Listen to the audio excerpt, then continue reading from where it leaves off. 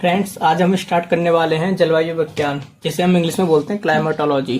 तो धीरे धीरे जैसे जैसे क्लाइमेटोलॉजी का सेगमेंट का वेटेज बढ़ता ही जा रहा है, तो आप देखते हैं कि प्रीवियस ईयर में भी हम बहुत सारे क्वेश्चंस देखते हैं, यानी कि धीरे धीरे जैसे जैसे इसका महत्व बढ़ता जा रहा है, तो हम हर साल देखते हैं कि कम से कम लगभग 3 से 4 क्वेश्चन हर वर्ष क्लाइमेटोलॉजी सेगमेंट से आते ही आते हैं। तो आज हम बात करने वाले हैं सिलेबस के बारे में, फिर थोड़ा सा इसका सिलेबस को एनालाइज करेंगे। सबसे पहले बात कर लेते हैं हम सिलेबस के बारे में। सिलेबस में हमारा वायुमंडल है, जो टॉपिक्स के नाम है, सभी के सभी टॉपिक्सों को देख लेते हैं क्या क्या टॉपिक हमारा आता है क्लाइमेटोलॉजी में।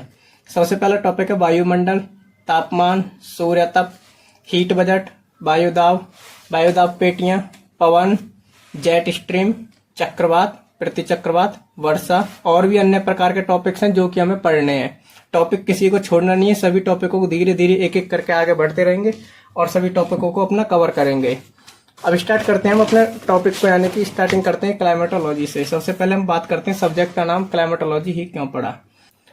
विज्ञान कहती है जो भी घटना घटित होती है उसके पीछे एक कारण होता है, और विज्ञान के इस कारण को साइंटिफिक मेथड कहते हैं। प्रत्येक कार्य के होने के पीछे कारण छिपा होता है और घटना के घटित होने के पीछे भी एक कारण होता है। इस सब को हम क्या कहते हैं? Scientific method. मौसम क्या होता है? आपने अक्सर अपने माता पिता को कहते हुए सुना होगा कि आज धूप बहुत हो रही है, गर्मी बहुत हो रही है, उमस हो रही है, बाहर मत निकलो, आज ठंडा मौसम है, सुहावना मौसम है, तूफान, आंधी, ये सब जो शब्दों का प्रयोग हम करते हुए देखते हैं, तो इन सब को हम मौसम कहते हैं। अतः हम कह सकते हैं दिन प्रतिदिन की वायुमंडलीय दशा में होने वाला परिवर्तन या घटना को मौसम कहते हैं। मौसम का दीर्घकालिक अवधि जलवायु कहलाती है। किसी देश या प्रदेश या क्षेत्र का दीर्घकालिक औसत मौसम की दशा जलवायु कहलाता है। एक उदाहरण के माध्यम से हम समझते हैं। उदाहरण जैसे कि आप सपोज करो कि आप किचन में घुसते हो, किचन में जब आप प्रवेश करोगे तो आपको लगेगा कि भाई गर्मी अधिक है, तो आपको कहोगे कि बिल्कुल नहीं, यानी कि स्टार्टिंग में हमें गर्मी अधिक नहीं लगती है। लेकिन जब आप खाना बनाना प्रारंभ करते हो तो वहां पर जैसे कि आपने चावल बनाए, तो सबसे पहले आप बर्तन लोगे, बर्तन में पानी वगैरह रखोगे, तो जब खाना बनाना प्रारंभ करते हैं तो वहां पर गैस बननी प्रारंभ हो जाती है और जब हीट बनती है तो बर्तन क्या होता है? हमारा बर्तन गर्म होता है और बर्तन के संपर्क में आने वाली वायु भी गर्म होने लगती है। उसमें बर्तन में मसाले डालोगे तो मसालों में पानी होगा, पानी भी भाप बनेगा, ऊपर जाएगा, और जब देखोगे तो पूरी रसोई में पानी ही पानी हो जाएगा।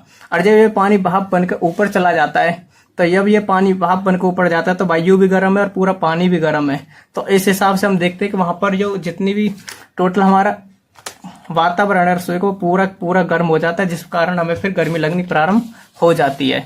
अब बात करते हैं ऐसा ही, यानी कि आपने देखा बर्तन से गैस उत्पन्न हुई थी और संपर्क में आने वाली वायु भी गर्म हो जाती है। भाप, यानी कि पानी क्या बना था? पानी भाप बन करके ऊपर चला गया था, हीट जनरेट हुई थी, वायु में जाकर जो हीट थी वो वायु में जाकर मिल जाती है। रसोई का जब हमने एग्जाम्पल लिया था तो रसोई में हम अधिकतर देखते हैं कि वायु गर्म होने लगती है, हमें गर्मी लगती है। इसमें हम देखते हैं रसोई में हमने अधिकतर देखा है, आपने भी देखा होगा कि जिसका एक पंखा लगा होता है जिसे हम एग्जॉस्ट फैन बोलते हैं, जिसका मुंह बाहर की तरफ है, उसका काम होता है गर्म हवा को बाहर निकालना। जब यह पंखा चल जाता है तो यह रसोई में बनने वाली गर्म हवा को बाहर निकाल देता है, जिससे रसोई की वायु पहले की अपेक्षा ठंडी हो जाती है। अब यहाँ पर आपसे क्वेश्चन है कि रसोई में मौसम बदलने का कारण क्या था? तो उसका कारण था हीट। अब दूसरा एग्जांपल लेते हैं। कोई भी एक कार देखी होगी आपने, जैसे कि तो कार को जब गर्मी में खड़ी कर देते हैं तो उसमें हीट आती है, सूर्य की किरणें कांच के माध्यम से प्रवेश करती हैं और फिर से बाहर नहीं जा पाती, जिसकी वजह से गाड़ी में गर्मी लगने लगती है। अब कांच की परत करती क्या है? कांच की परत सनरेज को वापस नहीं जाने देती।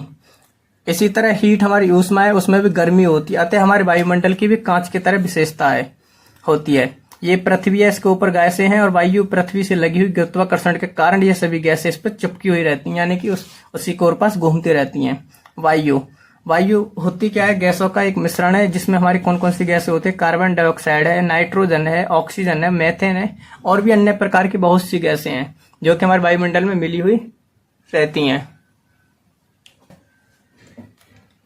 पृथ्वी की सतह से लगी हुई वायु की परत या मात्रा वायुमंडल कहलाती है। इन गैसों की अलग अलग प्रकृति होती है, कोई गैस हल्की होती है, कोई गैस हमारी बाहरी होती है। पृथ्वी की सतह पर जो गैसें मिली हुई होती हैं वो होती है हमारी बाहरी, और बाकी की जो पृथ्वी के ऊपर होती हैं सतह से वो हल्की गैसें होती हैं। पृथ्वी की सतह पर जैसे जैसे हम ऊपर की तरफ जाएंगे तो हम देखते हैं कि वायु की मात्रा कम होती जाती है। प्रत्येक 10 किलोमीटर की ऊंचाई के बाद वायु नहीं मिलती है हमें, और हम कह सकते हैं कि ऑक्सीजन एक बाहरी गैस है और यह पृथ्वी की सतह से लगी हुई है। यही कारण है कि जब कोई व्यक्ति किसी अधिक ऊंचाई पर जाता है अपने साथ ऑक्सीजन सिलेंडर लेकर जाता है, क्योंकि ऊंचाई पर जाते जाते ऑक्सीजन की मात्रा कम होती चली जाती है, क्योंकि हाइट का इनवर्स रिलेशन है ऑक्सीजन के साथ। पृथ्वी पर 30 किलोमीटर की ऊंचाई के बाद जीवन की संभावना कम होती है। Thank you.